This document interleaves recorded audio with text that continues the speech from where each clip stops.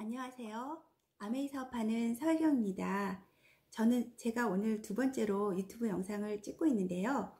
오늘의 주제는 카톡 사진도 보낼 줄 모르던 사람이 어떻게 유튜브를 할 수 있게 되었나 라는 이야기를 하려고 해요. 저를 잘 아시는 분들은 잘 아시겠지만 저는 디지털 기술을 굉장히 어려워하고 두려워하고 굉장히 겁내는 사람이었어요. 디지털보다는 아날로그가 훨씬 편했고요. 어떤 기술을 활용하는 것보다는 몸으로 때우는 걸 훨씬 좋아하는 사람이었거든요. 그게 더 편했던 사람. 그런 제가 유튜브 채널을 열고 제가 영상을 찍고 이렇게 영상을 올릴 수 있는 사람이 된 거는 정말 놀라운 변화인데요. 저를 이렇게 놀랍게 변화시킨 책이 있어요. 그 책을 오늘 소개시켜 드리려고 합니다. 그 책은 바로 언컨택트라는 책입니다. 이 책의 저자는 한국분이세요. 김용섭 씨라는 분인데요. 상상력 연구소 소장님이시래요. 날카로운 상상력 연구소 소장님. 그리고 트렌드 분석가이자 경영 전략 컨설턴트, 비즈니스 창의력 연구자, 이렇게 양력이 되어 있으시더라고요. 저는 잘 모르는 분이었는데 책을 읽고 나서 이분에 대해서 좀 알아보니까 이미 다수의 방송에도 아주 많이 출연하셨던 분이시고요. 그리고 책도 굉장히 많이 내셨더라고요. 저만 몰랐죠. 제가 이 책을 만나게 된 거는 4월 말이었어요. 4월 말쯤 제가 우연히 이제 교보문고 인터넷 사이트에 들어갔다가 이 책의 제목을 보게 되는데, 이 언컨택트라는 단어가 저한테 확 와닿았어요. 왜냐하면 그때 한참 코로나 이후의 사회에 대해서 계속 포스트 코로나, 코로나 이후는 어떤 사회가 될까에 대해서 뭐 대담 프로도 하고 뭐 많은 이야기들이 있었거든요. 그때 꼭 나오는 얘기가 언컨택트 시대, 언택트 시대가 된다라고 많은 얘기들이 있었어요. 그래서 그 실체를 저는 이렇게 잡고 싶었고요. 또 그 즈음에 또 저 나름대로의 또 고민이 있었죠. 그 고민은 뭐냐면 저희 사업이라는 게 이렇게 항상 사람들이 모여서 미팅을 하고 그 미팅을 통해서 정보를 주고받고 그걸 통해서 정보가 유통이 되면서 사업이 이루어지는 형태였는데, 저희가 코로나 때문에 갑자기 각자 그냥 고립 상태로 들어가면서 서로 도저히 만날 수가 없었잖아요. 그런데 그 시기를 저희는 놀랍게도 기술을 활용해서 뭐 줌 미팅이라든가 또는 뭐 카카오 TV라든가 이런 걸 통해서 전혀 어렵지 않게 미팅을 할 수 있었어요. 비대면으로, 비접촉으로 미팅을 할 수 있었는데 그 효과가 놀라웠어요. 더 많은 사람들이 더 집중적으로 모일 수 있는 거를 제가 그 기술을 경험하고 충격을 받았던 거죠. 그러니까 제가 그 충격 속에서 야, 이건 정말 놀랍다, 정말 획기적이다라고 그리고 그 기술 속에 제가 있다는 게 또 너무 놀라웠어요. 그런데 코로나 이후에 저희가 다시 이제 일상으로 돌아간다 하더라도 한번 그 기술을 경험한 저와 또 저희 파트너들이 다시 옛날로 돌아갈 수 있을까 생각했을 때는 완전히 다시 옛날로는 못 돌아갈 것 같았어요. 그러려면 뭔가 준비를 해야 되는데 나는 어떤 준비를 해서 이 다시 일상으로 돌아갔을 때 지금의 위기를 기회로 제가 만들어낼 수 있을까에 대한 고민을 하고 있었죠. 그럴 때 이 언컨택트가 뭔가 답이 될 것 같아서 제가 이 책을 주문했는데요. 처음에는 솔직히 약간 반신반의했어요. 왜냐하면 요즘 하도 언컨택트, 언택트 이런 말들이 막 나오니까 그 시류에 영합해서 그냥 갑자기 책을 낸 거 아닐까? 이런 생각이 들었죠. 그런데 제가 이 책을 읽어보니까 깜짝 놀랐어요. 갑자기 뭐 요즘 이게 유행하는 말이니까 그거 해서 이제 뭐 책을 좀 내서 뭐 팔아볼까 이런 수준의 책이 아니고요. 정말 이 김용섭 소장님께서 이미 오래전부터 앞으로의 시대는 언컨택트의 시대가 된다, 이걸 하나의 메가 트렌드가 될 것이다 라고 예측을 하고 그것에 대해서 미리부터 막 준비를 하고 있었던 거예요. 그러니까 4월 20일 날 이 책이 초판이 된 거거든요. 4월 20일 날 책이 처음 나왔다는 얘기는 이미 1월이나 2월 달쯤에 책이 완전히 탈고가 됐다는 얘기잖아요. 그 얘기는 뭐냐면 이미 많은 준비를 하고 있었기 때문에 책이 그렇게 나올 수 있었던 거거든요. 준비를 했었기 때문에. 그래서 제가 이 언컨택트는 유행이 아니라 이제 거대한 메가 트렌드가 된다는 걸 이 책을 통해서 정말 확실하게 제가 알게 됐어요. 그래서 이 책을 통해서 제가 알게 된 이야기들을 여러분들하고 좀 나누려고 하는데요. 저자는 뭐라고 얘기하냐면 언컨택트는 비접촉, 비대면, 즉 사람과 직접적으로 연결되거나 접촉하지 않는다는 뜻이다. 언컨택트는 불안하고 편리한 시대에 우리가 가진 욕망이자 미래를 만드는 가장 중요한 메가 트렌드다. 이렇게 이야기하고 있어요. 근데 여기서 언컨택트, 그럼 뭔가 이렇게 고립되고 외롭고 단절되고 이런 의미가 있잖아요. 그렇기 때문에 거부감이 있어요. 이 단어가 주는 거부감이. 저희는 호모 사피엔스 종이잖아요. 호모 사피엔스가 지구를 지배할 수 있었던 힘은 사회성이라고 그러거든요. 뭔가 협력하고 이 협력을 통해서 진화해 왔던 힘이 있단 말이에요. 근데 사람들이 만나서 협력하지 않고 각자 이렇게 고립된다는 의미들이 뭔가 되게 거부감을 주는 단어예요. 사실은 이 단어가. 그런데 이 언컨택트는 서로 단절되어 고립되기 위해서가 아니라 계속 연결되기 위해서 선택된 트렌드라는 점을 이해할 필요가 있다라고 이야기하고 있거든요. 다시 정리하면 우리가 고립되려고 언컨택트를 하는 거, 비대면, 비접촉을 하는 게 아니라 계속 연결되기 위해서 선택된 트렌드라는 거예요. 그래서 우리는 컨택트와 언컨택트를 넘나들며 좀 더 안전하고 편리하게 연결되며 살아가고 싶은 것이다. 이런 욕망은 갑자기 나타나는 게 아니라 아주 오래전부터 쌓여오고 진화되어 왔던 흐름이라고 얘기해요. 그래서 언컨택트의 핵심 배경은 코로나가 아니라요. 불안한 사회, 그 다음에 편리한 기술이라는 뜻이래요. 불안한 사회와 이 편리한 기술이 만나서 비접촉 비대면으로 어떤 일이 이루어지는 것은 이제 거대한 트렌드라는 거죠. 근데 그거는 기존에 워낙 컨택트 되어 있던 그 거대한 저항 때문에 쉽게 언컨택트로 넘어가지 못하고 있었는데, 단지 이 코로나라는 사건이 그 트리거 역할이 돼서 확 넘어가게 해주게 됐다라는 거죠. 그래서 이렇게 저자는 이렇게 쓰고 있어요. 이 책은 코로나19 때문에 쓰게 되었다. 강력한 변화일수록 저항이 크기 때문에 특별한 계기가 꼭 필요하다. 코로나19는 언컨택트 사회로 가는 트리거로 작용하고 있으며 2020년 전 세계는 언컨택트의 티핑 포인트를 맞고 있다. 우리는 언컨택트 사회로 전환되는 시점에 살고 있다. 생활 방식과 문화, 비즈니스까지 완전히 바뀔 수 있다라고 얘기하고 있어요. 제가 주목한 부분은 바로 그 부분이거든요. 우리가 이 언컨택트로 인해서 생활 방식과 문화와 비즈니스까지 다 바뀐다는 거예요. 제가 그거를 2월, 3월, 4월, 5월 우리가 고립되어 있으면서 자가격리 되면서 스스로 자가격리 하면서 저희가 줌으로 미팅하고 카카오 TV로 강의를 들으면서 제가 그걸 경험했잖아요. 그래서 저는 이 단어가 전혀 낯설지 않았어요.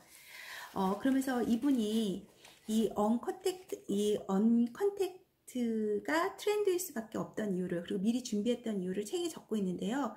그거는 바로 포노 사피엔스의 경향에 주목했대요. 이 포노 사피엔스라는 말은 들으셨죠? 스마트폰 없이 사는 것을 힘들어하는 세대를 포노 사피엔스라고 그러거든요. 제3의 장기래잖아요. 그 스마트폰이. 그래서 그 90년대생이 온다라는 책에 보면은 이 90년대생들은 90년대 이후의 생들은, 그러니까 스마트폰 세대죠, 한마디로. 이 세대들은, 그러니까 포노 사피엔스 세대들은요, 고객센터에 전화하는 것도 불편해한대요. 우리는 고객센터에 전화해서 물어보고 뭐 얘기하고 이러잖아요. 그런데 얘네들은 텍스트를 이용한대요. 그러니까 문자로 상담하고 뭐 어떤 의견을 전달하고 이렇게 한다는 거예요. 그래서 얘네들은 전화하면 잘 안 받고요. 카톡으로 문자 남기면 답이 잘 온대요. 직접 목소리를 통하는 것도 싫어하는 세대래요. 그리고 얘네들 너무 이 세대들이 너무 재밌는 게 친구들과 카페에서 만나도 각자 카톡으로 대화를 나눈대요. 우리가 얼굴 보고 얘기하는 게 아니라 같이 모여 있어도 카톡으로 대화 나누는 세대라는 거예요. 관계에서 발생하는 불필요한 감정 소모를 굉장히 거부한다는 거죠. 저는 이 말이 잘 이해가 안 됐거든요. 근데 이런 예를 들더라고요. 예를 들면 요즘 새벽 배송이 굉장히 유행이잖아요. 만약에 새벽에 띵동 하고 벨을 눌러서 저희가 문을 열어서 택배기사한테 만약에 물건을 받으면 그 새벽에 물건을 전해주는 그분한테 솔직히 고맙기도 하고 미안하기도 하고 그런 마음이 들잖아요. 근데 그런 마음이 드는 것조차도 불편하다는 거죠. 근데 서로 얼굴 안 보고 그냥 물건만 딱 놓고 가면 편하잖아요. 그러니까 새벽 배송의 장점이 뭐냐면 택배기사 얼굴을 안 보고 그냥 물건을 집 앞에 놓으면 바로 받을 수 있기 때문에 그것도 굉장히 좋아한다는 거죠. 그게 하나의 그 문화 트렌드라는 거예요. 때로는 이 세대들은요, 친절한 것마저도 불편해하는 세대래요. 너무 지나친 친절도 불편한 세대. 이런 호모사피엔스의 경향성에 의해서 앞으로는 비대면 사회가 트렌드가 될 거라고 예측하고 있었다라는 거예요. 거기다가 지금 팬데믹 시대가 됐잖아요. 팬데믹 시대가 되면은 안전한 컨택트를 유지하기 위해서 오히려 더 필요한 방법이 바로 언컨택트라는 거죠. 그래서 저희도 지금 느끼고 있지만 처음에 이제 코로나 때문에 저희가 신천지 때문에 이제 확 터졌잖아요. 그래서 저희가 확 언컨택트가 됐어요. 막 고립이 됐다가 이제 좀 괜찮겠다 싶어서 이제 다시 이렇게 모였죠. 이렇게 모였다가 최근에 이태원 때문에 다시 딱 이렇게 되잖아요. 그러다 또 모이다가 또 무슨 사건이 되면 딱 이렇게 되고, 이게 계속 반복될 거라는 거예요, 앞으로 시대에서. 그래서 뭐 심지어는 앞으로 백신이 나오려면 한 1년 6개월 걸린다고 하는데, 이 1년 6개월 정도는 계속 우리가 이거 왔다 갔다 계속 해야 된다는, 모였다가 터졌다 모였다가 터졌다, 이거 계속 해야 된다는 거예요. 근데 저는 이제 이런 생각이 들어요. 과연 그러면 백신이 나오면 끝날 건가? 다른 바이러스는 안 나오겠어요? 뭐 다른 괴질은 안 나오겠어요?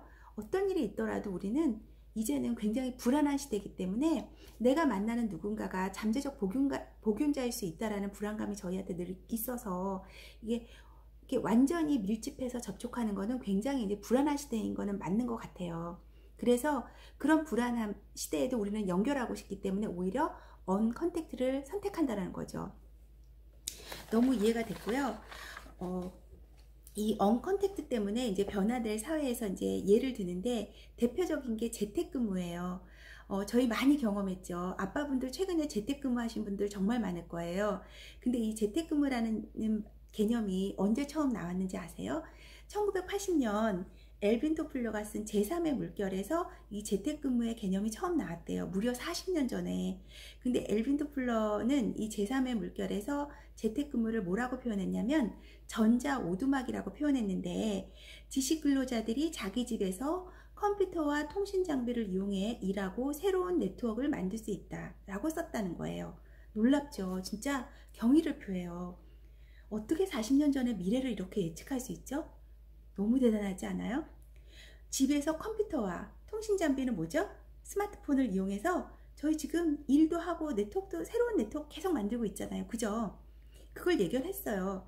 그리고 97년도에 프랑스의 철학자인 자크 아탈리가 21세기 사전에서 디지털 노마드라는 용어를 썼거든요. 이 디지털 노마드는 뭐냐면 노트북이나 스마트폰만 있다면 어느 공간에 가서도 자유롭게 일하면서 생활할 수 있는 디지털 유목민을 뜻하는 말이에요. 이 노마드가 유목민을 뜻하는 말인데, 디지털 유목민, 이게 바로 21세기의 새로운 신인류의 모습이라는 거죠. 그리고 또 그러다 보니까 그 뒤로 미국이나 유럽에서는 재택근무 경험이 굉장히 많이 증가했고요. 그 선호도도 굉장히 급증했대요. 내가 설령 연봉이 좀 깎이더라도 난 집에서 근무하고 싶다는 사람이 굉장히 많았다는 거예요. 근데 어떻게 보면 전 세계에서 가장 재택근무를 잘할 수 있는 환경은 사실 어디였냐면 한국이었다는 거예요. 이미 초고색 인터넷이 가장 먼저 깔려 있었고 가장 완벽하다시피 깔려 있었기 때문에 재택근무를 할 수 있는 인플라는 가장 먼저 구축되어 있던 나라가 바로 저희 나라였대요. 근데 이상하게도 저희 나라만큼은 이 재택근무가 활성화되지 않았다는 거예요. 왜 그랬을까? 그거를 문화로 보는데 그걸 한국식 문화다 이렇게 표현하는데요. 우리는 왜 그런 말 있죠? 야, 뭐든지 만나야 일이 되는 거야, 이런 말이 있잖아요. 그래서 뭔가 서로 마주보고 회의하고 치열하게 일하고 야근하고 회식하고 친밀하게 어울려서 일하는 문화가 바로 한국적 문화라는 거죠. 굉장한 관행이었고 이 관성을 깨는 건 굉장히 어려웠다는 거예요. 근데 그걸 누가 깼다? 이번에 코로나가 깼다는 거예요. 코로나19가 한국의 조직 문화, 위계 문화의 그 거대한 그 문화적 그 카테고리를 깨버리고 스스로 재택근무를 할 수 있는 환경을 만들어냈다는 거예요. 근데 이 경험을 통해서 우리 뭘 봤죠? 집에서 해도 일이 되네. 별 문제 없이 잘 돌아가네. 이걸 경험하게 됐다는 거예요.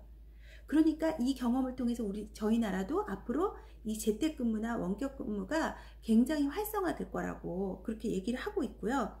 저한테 굉장한 영감을 줬던 사례가 어떤 사례냐면 오토매틱이라는 회사의 사례인데요.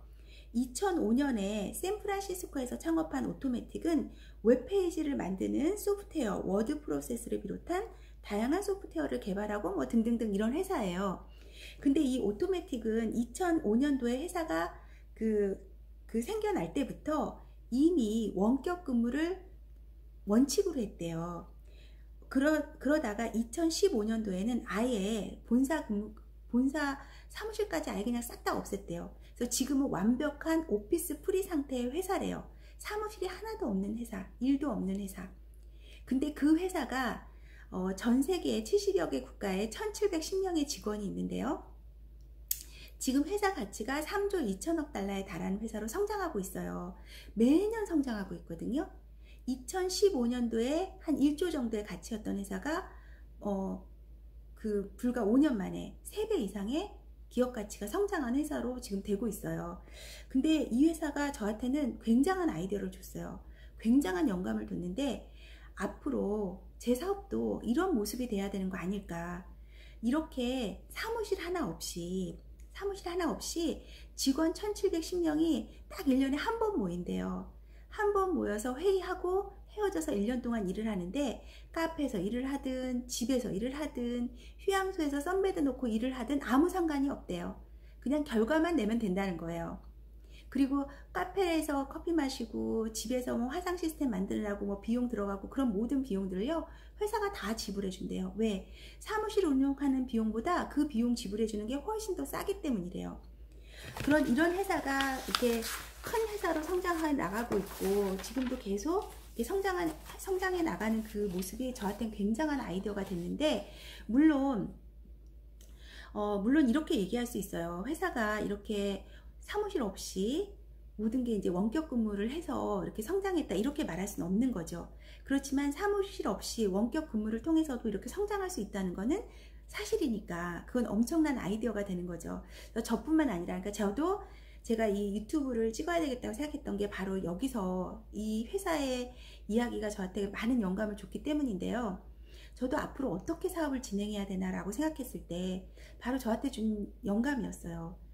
뭔가에 모여서 사람들이 모여서 뭔가 일을 하는 것이 아니라 어디에 있든지 간에 통신 장비와 또는 내 노트북을 가지고 어디에 있어도 내가 사업을 할 수 있고 또 뭔가 소통할 수 있는 능력을 기르는 것, 그게 굉장히 중요한 시대가 될 거라는 거를 제가 이 사례를 통해서 이제 알게 됐는데 그 책에서도 이렇게 나와요.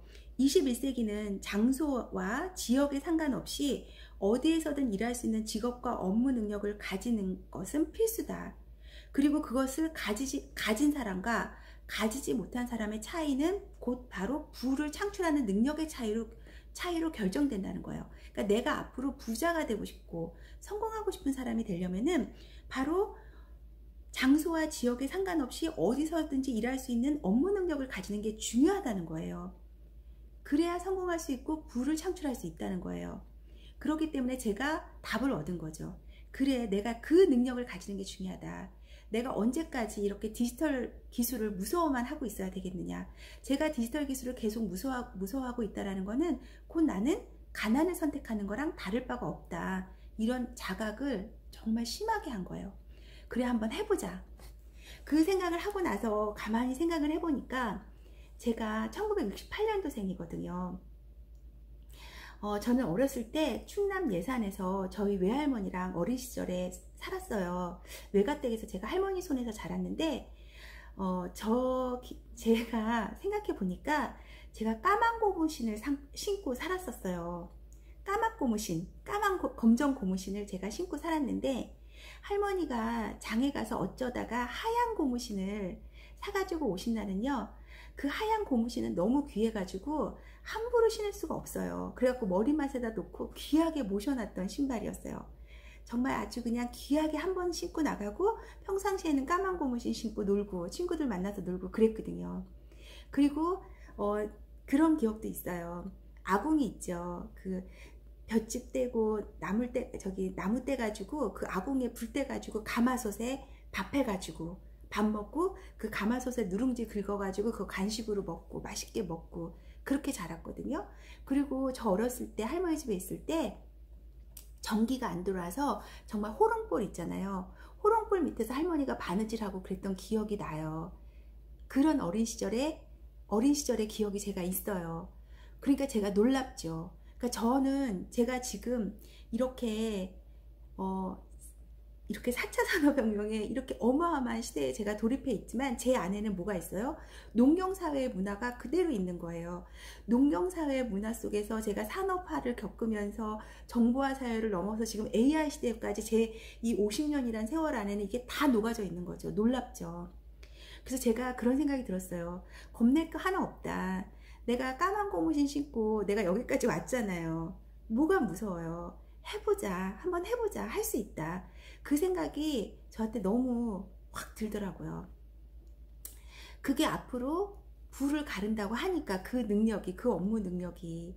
그래서 제가 디지털 능력을 가지기로 그냥 결정을 한 거예요. 두려워하고 무서워하고 뭐 이게 문제가 아닌 거죠. 이건 생존의 문제이기 때문에. 그래서 제가 자신감을 가지고 제가 딱 결정했는데 보통 4차 산업혁명 이렇게 이야기 하잖아요. 근데 어떤 분은 그 4차 산업혁명을 이렇게 표현하더라고요. 자기는 그 말이 너무 무서워서 제4의 네 번째 일상, 제4의 일상 뭐 이렇게 표현한대요. 네 번째 일상. 왜 그러냐면 그 4차 산업혁명을 우습게 느끼고 싶어서 스스로. 그 용어가 왠지 막 그냥 4차 산업혁명 그럼 막 되게 겁나잖아요. 어머 막 나를 그 톱니바퀴에서 나를 막 짓이길 것 같은 느낌이 들잖아요. 근데 내가 네 번째 일상, 내가 겪은 네 번째 일상, 저는 농경사회 일상도 겪었고, 그죠? 뭐 산업화 일상도 겪었고, 정보화 일상도 겪었잖아요. 컴퓨터 일상도 겪었고, 이제 제가 제 50대에서 다시 제가 네 번째 일상을 맞이한다라고 생각하니까 그래 좀 약간 우스워지더라고요. 그냥 일상이라고 받아들이게. 제가 이런 변화들을 일상이라고 받아들여야 되겠다라고 제가 이제 마음을 먹게 된 거죠. 그래서 제가 이 언컨택트를 통해서 이런 결심, 내가 유튜브를 해야 되겠다라는 결심까지 오게 됐던 계기가 됐고, 이제는 좀 자신감이 많이 들어요. 겁이 안 나고, 저는 이 영상을 찍고 이제 처음으로 편집이라는 걸 제가 해볼 거거든요. 그래서 아마 이 영상을 보실 분들은 편집된 영상을 보실 건데 잘 될지 어떨지는 저도 잘 모르겠어요. 근데 한번 해보려고요. 이제는 그냥 무조건 한번 해보려고요. 겁먹지 않고 배우면 할 수 있어요. 그래서 여기서는 재택근무뿐만 아니라 앞으로 교육의 변화에 대해서도 나오는데요. 언컨택트 시대에 이제 원격 교육에 대해서 우리 원격 교육, 우리 아이들 지금 온라인으로 교육받는 거 경험해 보시고 있잖아요. 이 원격 교육에 대해서 이제 이야기를 나고 있는데요. 이미 에듀테크는 굉장히 발전하고 있대요. 우리가 모를 뿐이었지. 그래서 가상현실이라든가 증강현실 또는 혼합현실, 공존현실 등을 통해서 마치 그 안에 들어가서 직접 체험하는 것 같은 교육 콘텐츠들이 지금 굉장히 많이 개발이 되고 있대요. 여러분 혹시 전 세계에서 전 세계 전에 우리나라에서 가장 들어가기 어려운 대학이 어딘지 아세요? 뭐 물어보나 마나죠. 어디예요? 서울대학이잖아요. 그런데 그 서울대학보다 더 들어가기 어려운 대학, 전 세계 지도를 놓고 보면 가장 들어가기 어려운 대학이 어딜까요? 보통 이제 생각할 때 뭐 하버드 대학 뭐 이렇게 얘기하잖아요. 근데 그 하버드 대학보다 더 들어가기 어려운 대학이 있어요. 혹시 아시는 분 계세요? 제가 몇 년 전에 저희 교육장에서 저희 스폰서님한테 이 대학에 대해서 제가 이름을 들었거든요. 근데 그 대학이 벌써 하버드 대학보다 더 들어가기 어려운 대학이 돼 있더라고요. 그 대학의 이름은 바로 미네르바 스쿨이라는 정규대학이에요.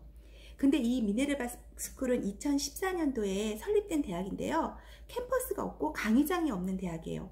모든 걸 온라인으로 원격 수업을 하는 대학인데, 수업 자료는 온라인을 통해서 이제 미리 학습을 해가야 된대요, 학생이. 그리고 수업은 화상으로 교수님과 소수의 학생들이 치열하게 토론식으로 학습을 한대요. 캠퍼스는 없고 강의장은 없지만요, 기숙사는 있대요. 글로벌 인재로 키우기 위해서 전 세계 7개 도시에 기숙사가 있대요. 그래서 1학년 때는 샌프란시스코에서 기숙생활을 해야 되고요. 2학년 때는 서울, 그리고 인도의 하이데라바트, 그 다음에 3학년 때는 베를린과 부에노스아이레스, 4학년 때는 런던과 타이페이, 이렇게 7개 도시에서 그 나라의 기업에, 그 혁신 기업에 가서 인턴십을 하면서 현장 학습을 하면서 그 자기네들의 수업 내용을 바로 현장에서 바로 학습하면서 업그레이드하고 논문도 써내고 시험도 보고 그런대요. 그래서 이 학교를 졸업한 학생들은요, 졸업과 동시에 전 세계 주요 막 세계적인 IT 기업들, 뭐 세계적인 혁신 기업들에서 그냥 최고의 연봉으로 지금 모셔가고 있대요. 그래서 하버드의 뭐 지원 대비 합격률이 뭐 4.6%인가 그렇다면은 이 학교는 1.7%밖에 안 된대요. 200명 뽑는데 2천 몇 명, 뭐 2만 몇 명이 모인대요. 지원이. 굉장히 들어가기 어려운 학교가 돼 있는데요. 이제 뭐죠? 뭐 100년 역사, 200년 역사 소용없어요. 2014년도에 설립된 이 온라인 스쿨, 온라인으로 학습하는 이 미네르바 스쿨이 지금 세계 최고의 대학이 되고 있다는 거에 대해서 저도 너무 놀랐거든요. 이번에 이 책을 보면서. 그리고 가뜩이나 지금 대학은 위기였다고 하거든요. 왜 대학이 위기였을까요? 저희가 왜 대학을 가는지를 한번 생각을 해볼게요. 왜 대학을 갈까요? 학위를 따기 위함이죠. 학위를 따서 뭐 하려고요? 뭐 취업하는 데 도움이 되려고 그러겠죠. 대개는. 그런데 만약에 질문을 거꾸로 해서 기업들이 대학 학위를 그러니까 기업에서 인재들을 뽑는데 대학 학위를 그다지 고려하지 않는다면 대학을 졸업해서 받는 학위가 그닥 의미가 있을까요? 의미가 없겠죠. 벌써 뭐 애플이라든가 구글, 뭐 IBM, 뭐 넷플릭스, 뭐 힐튼, 뭐 뱅크 오브 아메리카 이런 기업들에서는요, 어떤 특정 직업에서는요, 학위 자체를 아예 보지를 않는데요. 점점점 학위를 보지 않고 인재들을 뽑는 기업들이 자꾸 늘고 있어요.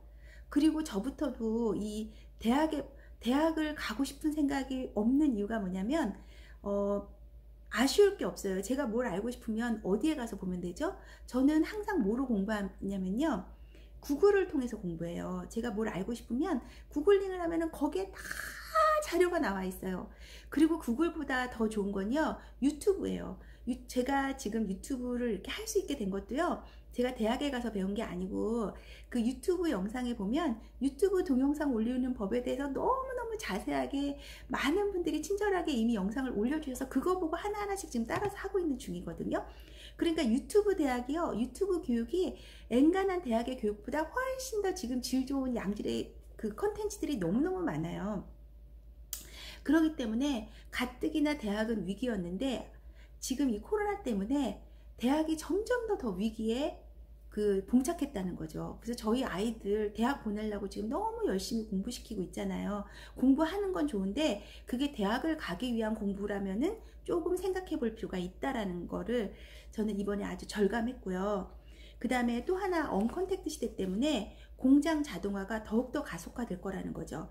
그렇게 된다면 어떻게 되냐면 기존의 제조업 정규직 일자리들은 신규 차출이 이제 앞으로 거의 없어지게 되고 그 제조업 정규직 일자리가 만들어내고 있었던 중산층이란 계층은 더욱더 붕괴한다는 거예요.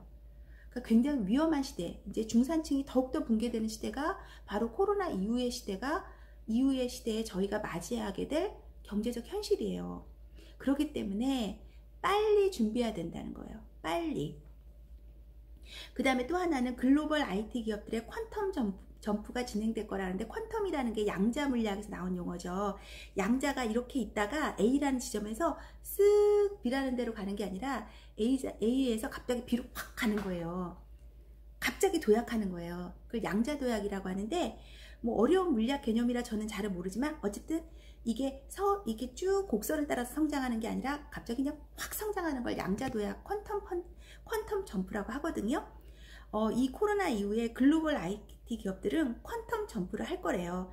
대표적인 게 클라우드 서비스, 뭐 구글 같은 거겠죠. 그 다음에 온라인 쇼핑, 뭐 아마존이니 뭐 알리바바 같은 경우는 중국에서 사스 일어났을 때 아주 급성장을 했고요.